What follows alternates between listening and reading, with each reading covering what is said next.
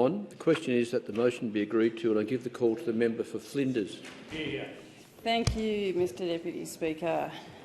Concerns with TikTok are well known. Today, TikTok is banned on most government-issued devices at both the national and state level in the United States. It is also banned on government devices in the UK, New Zealand, Canada, the European Union bureaucracy and its parliament, and indeed in Denmark.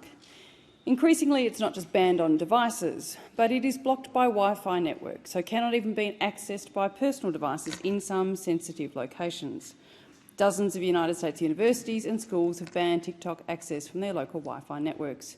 But it is not yet banned on government-issued devices in Australia. Indeed, it is not banned anywhere, and it is believed TikTok has more than 7 million users in Australia. Owned by ByteDance, a Chinese company, it is subject to the laws of all Chinese resident companies, which includes the obligation to share information with the Chinese government contained in China's 2017 national intelligence laws. We know that Australian data can be accessed in China because TikTok has admitted as much in a letter to Shadow Minister for Cybersecurity, Senator James Patterson, almost 12 months ago. Many are concerned with the risk posed by an app which does the following. It checks the location of the device at least once an hour. That location is not just Australia, but a specific street location in a specific suburb in a specific city. It continuously requests access to contacts, even if the user originally denies that access. TikTok maps all of the devices running applications and indeed all installed applications. It records every keystroke made within the app's browser, and it accesses the device's calendar and retrieves a list of everything available in any external storage folder. Felix Kraus, a privacy and data security researcher, recently discovered that TikTok is running code that tracks and captures every single keystroke while you're in the browser, and that means any search term, indeed passwords, credit card information may be gleaned. Those who have studied the app, its ownership and the known accessing of data of various individuals, including journalists in the United States, describe TikTok in stark terms. Republican Congressman Michael McCall, chair of the US Congressional Committee on Foreign Affairs, described TikTok as a spy balloon in your phone. It's important to look carefully at examples of TikTok's influence. I cite the case of TikTok's behaviour when Russia invaded the Ukraine. In a recent podcast interview with Mark Vadul, he explained that overnight TikTok had created basically a separate version of itself just for Russia. How did they do this?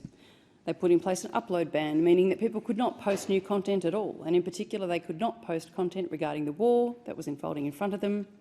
All international content was made inaccessible, so people on TikTok in Russia couldn't see the world's outrage at the war, nor any level of local resistance to it.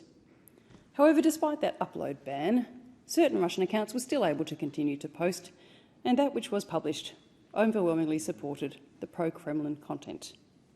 A similar set of observations and concerns were raised in relation to France's presidential elections, where divisive candidates got far greater airplay, even though they got far less votes. Roughly 30% of airplay devoted to divisive candidates who got no more than 7% at the ballot box.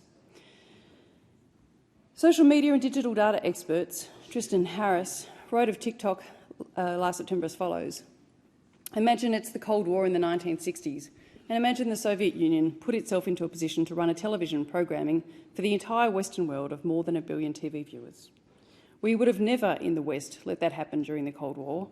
So while this might sound like science fiction, this is actually the world we're living in right now, with TikTok being influenced by the Chinese Communist Party. And TikTok is projected to have 1.8 billion users by the end of 2022, being last year. And a Pew Research study just showed TikTok is the most popular app for teens in the United States, who now spend more time watching and posting to TikTok than YouTube.